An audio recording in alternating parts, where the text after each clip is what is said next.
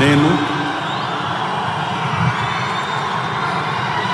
కొణిదెల పవన్ కళ్యాణ్ అనే నేను శాసనం ద్వారా నిర్మితమైన భారత రాజ్యాంగం పట్ల నిజమైన విశ్వాసం, విధేయత చూపుతానని, భారతదేశ సార్వభౌమాధికారాన్ని, సమగ్రతని కాపాడుతానని, ఆంధ్రప్రదేశ్ రాష్ట్ర మంత్రిగా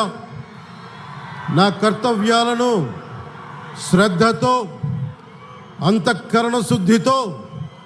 నిర్వహిస్తానని, భయం కానీ, పక్షపాతం కానీ, రాగద్వేషాలు కానీ లేకుండా రాజ్యాంగాన్ని, శాసనాలని అనుసరించి ప్రజలందరికీ న్యాయం చేకూరుస్తానని దైవ